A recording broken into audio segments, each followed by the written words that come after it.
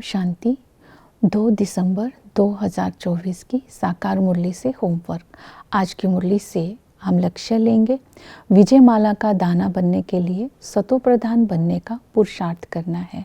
आज की मुरली से हम रिफ्लेक्शन करेंगे कौन सा ऐसा संस्कार है जो मुझ आत्मा रूपी दीपक को बुझा देता है। अर्थात बाबा ने आज आत्मा रूपी दीपक की संभाल करने के लिए बोला है, माया के तूफान से इसको बचाना है। दूसरा, अपने अंदर ये चेकिंग करेंगे कि मेरा गुप्त पुरुषार्थ कहाँ तक रहता है। और इसके साथ साथ आज बाबा ने पुरुषार्थ करने, सतो प्रधान बनने का पुरुषार्थ करने के लिए विशेष अटेंशन दिलवाया है। पहला हम अटेंशन देंगे धारणा के ऊपर। हमें अपने चारों सब्जेक्ट्स पर विशेष अटेंशन देना है सतो प्रधान बनने के लिए। फिर बाबा ने कहा तुम्हें बहुत ही परहेज से चलना है, क्योंकि सतो प्रधान तभी बन सकते हैं अगर हम परहेज से चलेंगे। अपना खान पान बोल चाल सब कुछ सात्विक बनाना है। क्षमाशील बन करके दूसरों को, सर्व को दुआएं देते रहना है। इस तरह रहम दिल बनना है, क्रोध नहीं करना है। अगर हम क्रोध करते हैं तो बाबा ने कहा जैसे कि चौथी मंजिल से गिरना, तो इतना बुरा बाबा ने इसके लिए कहा है। तो अर्थात अपने अंदर अपने संस्कारों को सुधारते जाना है। फिर बाबा ने बोला अपने दीपक का संभाल रखने के लिए ज्ञान और योग का घृत डालते रहना है। जितना हम इन धारणाओं पर अटेंशन देंगे उतना ही आत्मा सतो प्रधान बनती जाएगी। दूसरी विधि बताई, माया जीत बनना है, क्योंकि इस समय माया के साथ हमारी बॉक्सिंग है। माया जो लड़ाई करती है, तो बाबा ने कहा कुछ तो माया के साथ युद्ध करते हार खा लेते हैं और कुछ तो खड़े भी हो जाते हैं और कुछ काला मुंह भी कर लेते हैं। लेकिन माया जीत बनने की जो विधि बताई, कदम कदम पर बाप की मत पर चलते रहना, क्योंकि संगम पर हम बाप की श्रीमत पर चलकर स्वर्ग का मालिक बनने वाले हैं। ये स्मृति में रखना है। दूसरा, माया जीत बनने के लिए ये अटेंशन देना है कि हम बाप पर इस संगम पर बलिहार जाते हैं।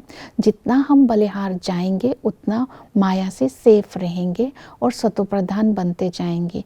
तीसरी विधि बताई कि माया जीत बनने के लिए अपने शरीर का माया जीत बनने के लिए बाबा के साथ सर्व संबंधों का अनुभव करना है, सर्व प्राप्तियों का अनुभव करना है और ज्ञान योग का बल जमा करना है।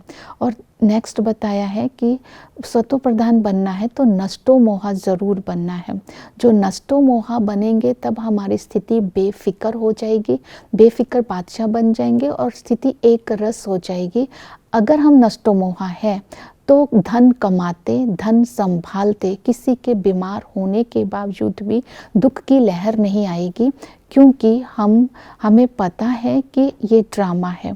जब हम नष्टो मोहा होंगे, उसकी विधि बताई, पहले तो अपने शरीर से नष्टो मोहा होना है। तो ये बाबा की डायरेक्शन है कि अपने शरीर से ममत्व को निकाल दो, ये स्मृति में लाओ। ये शरीर छोड़ करके अब हम सतयुग में नया शरीर लेंगे, नया चोला लेंगे, जहाँ दुख और रोग की कोई बात नहीं होगी। तो नष्टो मोहा बनने के लिए बाबा ने दूसरी स्मृति दिलवाई कि सर्व संबंध बाबा के साथ रखने हैं और सर्व प्राप्तियों की अनुभूति बाबा से लेते रहेंगे और हम बाप पर बलिहार है, ये भी स्मृति में रखेंगे। और इसके साथ साथ याद के लिए बाबा ने कहा अब तुम्हें मेरे पास वापस आना है, इसलिए मुझे याद करो। याद करने से ही तुम्हारी अंतमति सो गति हो जाएगी। तुम्हें ऐसा पुरुषार्थ करना है कि अंत के समय बाप के सिवाय तुम्हें कोई भी याद ना आए। इसके लिए जो विधि बताई, बाबा ने कहा अंतर्मुखी होकर के मुझे याद करो, ये गुप्त पुरुषार्थ करते रहो। तो आत्मा समझ करके बाप की याद से बाबा ने कहा याद करते रहना है, तो आत्मा सतो प्रधान बन जाएगी। तो याद क्या करना है? अंतर्मुखी बन करके बाप की याद रहे, शांति धाम की याद रहे और स्वीट राजधानी की याद रहे। स्वीट होम, स्वीट राजधानी की याद करेंगे तो हमारे अंदर पवित्रता के संस्कार स्वतः इमर्ज हो जाएंगे। फिर बाबा के साथ सरस संबंधों का रस लेते रहेंगे। इस समय हमें ज्ञान हीरे रत्नों की खान बाबा मिला है, जिससे हमें जबरदस्त मिल्कियत मिलती है। इस वर्षे को जब हम याद रखेंगे तो इसका नशा चढ़ा रहेगा। वो टीचर बन करके हमें ऐसी पढ़ाई पढ़ाते हैं, इस अविनाशी ज्ञान रत्नों को जब हम जीवन में धारण करते हैं तो भविष्य में देवी देवता पद की प्राप्ति करते हैं। तो इन अविनाशी ज्ञान रत्नों को स्मृति में रखना है। तो इसके साथ साथ जब बाबा साजन बन कर के आते हैं तो सजनियों को पावन सतो प्रधान बनाकर साथ ले जाते हैं। सतगुरु जो कालों का काल है और गाइड भी है, मुख्य जो बाबा मुख्य पंडा भी है, बच्चों को सतो प्रधान बनाकर साथ ले जाने के लिए आए हैं। तो सेवा के लिए बाबा ने कहा कि ऐसा समय आएगा कि तुम्हें रात को भी फुर्सत नहीं मिलेगी, ज्ञान को जीवन में धारण करके इसका दान करते रहेंगे।